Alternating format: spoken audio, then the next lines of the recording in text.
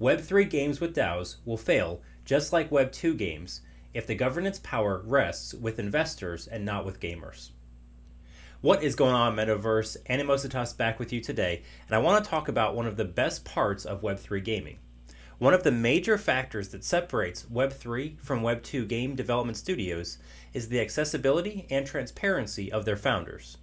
When's the last time that you can recall having a company like Tencent or Sony or EA send their developers into Discord servers for their game to actually engage with the community? Now, think about the last time that you had their CEO jump in and just chat with you one-on-one about the direction of the project.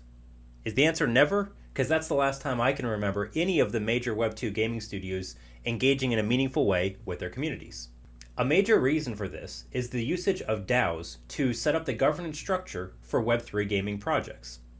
However, I believe that there are some major risk points coming ahead with DAOs in the Web3 gaming space. So, stick with me and let's see what Annie knows about how DAOs would destroy Web3 gaming and how to fix it. Now, I'm as excited about the concept of DAOs being leveraged in Web3 games as anybody. To start off with though, let's discuss what a DAO is specifically. If you're already very familiar with the concept in Web3 gaming examples, feel free to jump ahead in the description below using the links. If not though, stick with me and let's talk about what a DAO is and how it functions specifically in a Web3 game. So a DAO is a decentralized autonomous organization. What that means is essentially it's a group of individuals who are working together in a common way to build out a project.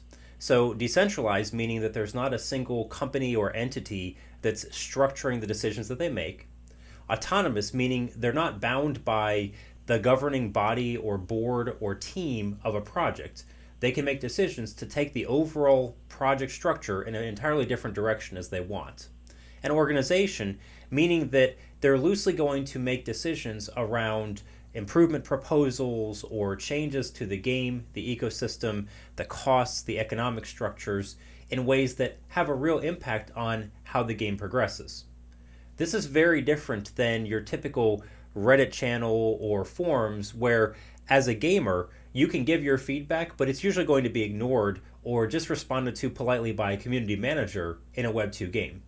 In those cases, the shareholders of the company, and in many cases also the data analytics teams that are figuring out how to extract every last cent of value from the gamers, are the ones making the key decisions about game design and framework.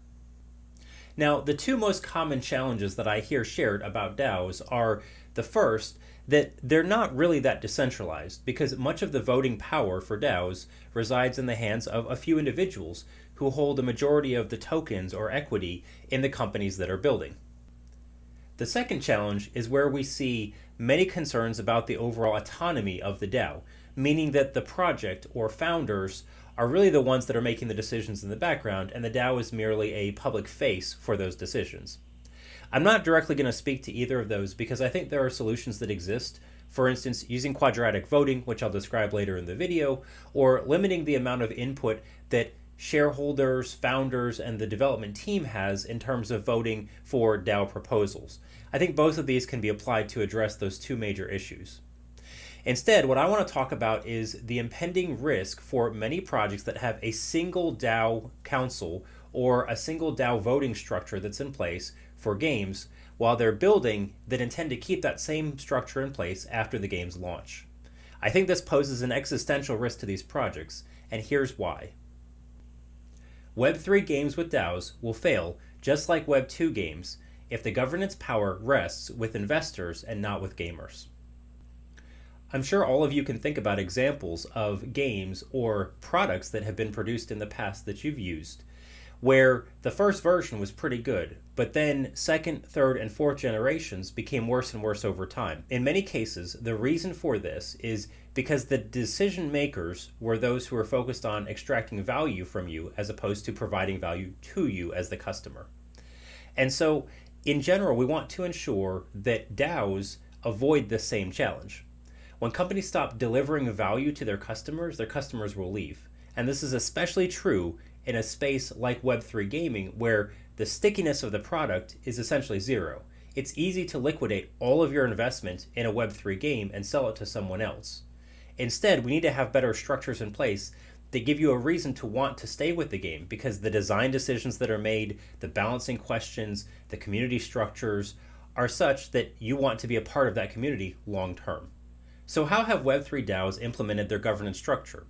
Well, in most cases, these projects have some sort of a governance token that's involved.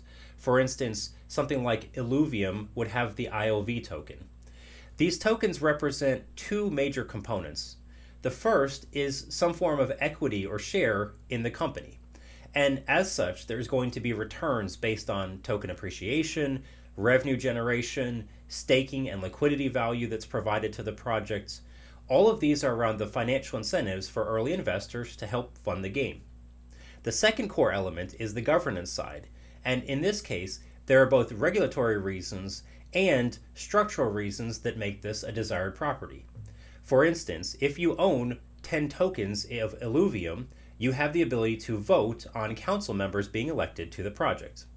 Now, voting on key proposals, initiatives, or representatives gives you a chance to weigh in on important decisions that are being made with the game structure.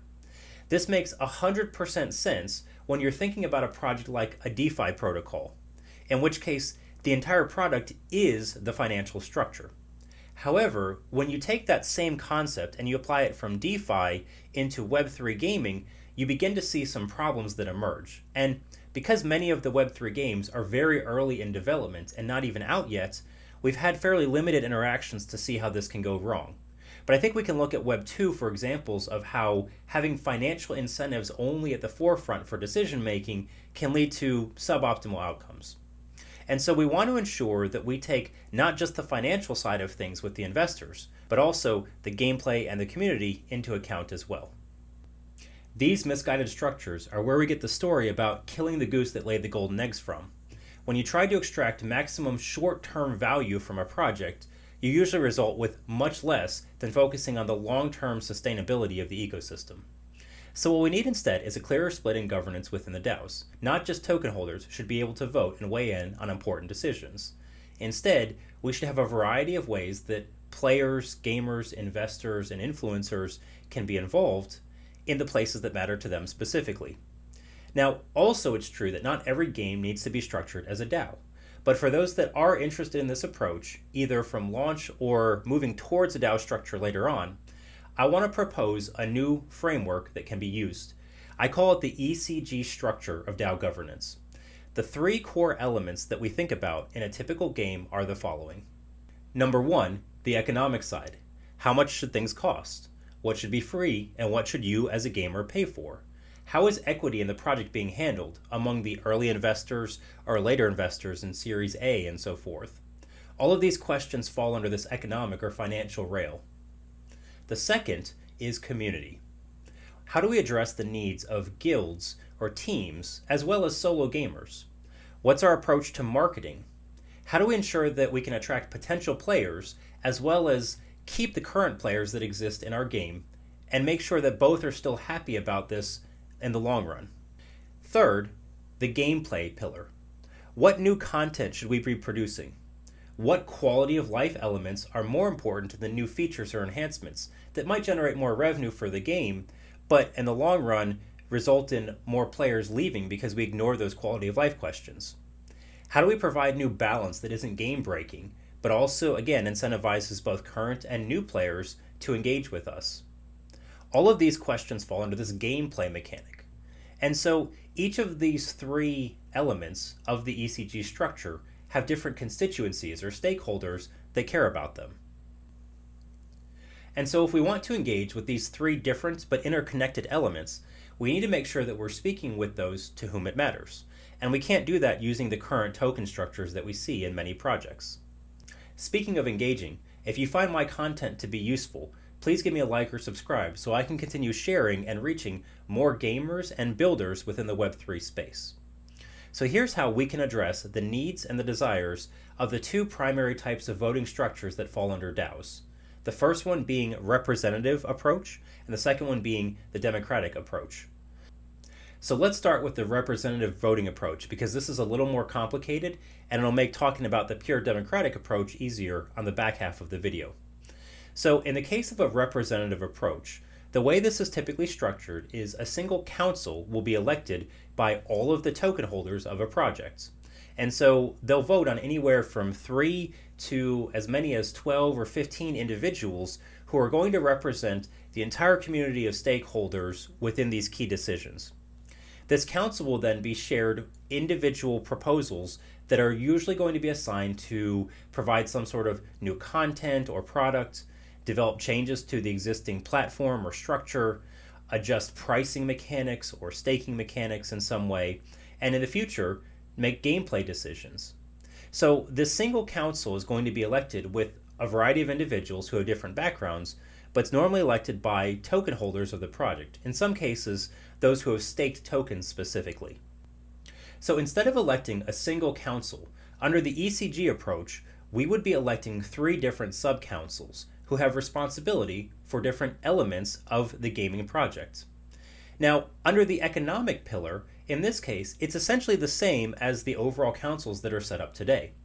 These councils are focused on the financial decisions and impacts to holders of the token.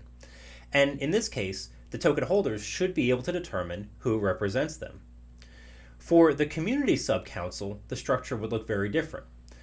So moving beyond the token structure of the economic sub-council, let's talk about the community sub-council. In this case, I would envision NFTs being granted to leaders of guilds that are involved in the space. And so in this case, I would look at a quadratic voting type of approach. Now, quadratic voting means that for each guild, you would take the square root of the number of members of a certain guild that are active at any given time. Let's say, for instance, Guild A has 100 players. The square root of that number is 10. And Guild B is a very small guild with only 9 players involved. You would take the square root of 9, and that guild gets a voting power of 3. And so the guild leader or another guild representative would be given an NFT that tracks how many active members they have within their guild. And so what you get is a stronger value and weighting for guilds that are larger, but not to the extent that they can completely overwhelm smaller guilds or individual players. Also, within this community space, I would envision influencers, content creators, or marketers, those who are engaged in social media for the project, having an outsized influence as well. So you could also have a project grant NFTs to other folks who create content, create guides, are involved in discussions within Discord, and actively are participating in making the community better. Each of them could be granted an NFT that gives them the ability to vote on key decisions that impact the community. These individuals should be responsible for making sure to both keep their current members happy, or the current community, as well as ensure that they're active in looking outside of the walls of the project to try and bring in new members who may be interested in playing the game. In a similar way, on the gameplay pillar, players should be able to vote for the content that they're most interested in. This includes features and enhancements by virtue of playing the game that can be derived by looking at a few things. One good example is any player that has a specific NFT in the game has the ability to have one vote when it comes to gameplay decisions. You can also look at other metrics like number of hours played. You can look at people who are very active and competitive within the game and are participating in or winning tournaments. They should have an outsized influence compared to someone who just joined the game a month ago and has only played for a few hours. I'd rather have more feedback from someone who has 4,000 hours of play time and finishes top 1% in every tournament, because they're much more heavily invested in the game. But I want to hear from someone who's a new player as well, if they're interested in changes that would make the game more enjoyable for them. Both of these types of players should be able to have their voice heard. And again, in many cases, we already have the structure set up through Web3 because we can see who owns NFTs within an individual wallet, as well as the playtime within the game. Now, having these 3 different sub-councils means, almost by definition, that at times they're going to be at odds with each other. Oftentimes, the decision to spend money to develop a new feature or new product is going to result in an impact on the gameplay side of an ecosystem. And so you need to ensure that there's a reasonable way to take these questions that may cross multiple of these 3 sub-councils and be able to effectively adjudicate them within the project. And so I would recommend a prime or supreme council being created that's at the head of all 3 of these groups. In most cases, the individual decisions can be left to the sub-councils of which they're going to be impacted. But when a major decision comes along that would have an influence across the different groups, this prime or supreme council would be able to make the final call. I would envision that this council would be comprised of the chairperson of each of the sub-councils. So, for instance, if you have a 3 or 5 person sub-council on the economic side, one of those individuals automatically has a seat on the prime council. The same thing for the community and the gameplay councils. In addition, you've got 2 slots in a typical 5 person council setup. One of those needs to be a representative from the team. And so the development team needs to understand what's being asked for by the community and also be able to give feedback into how simple or complex a given idea may be.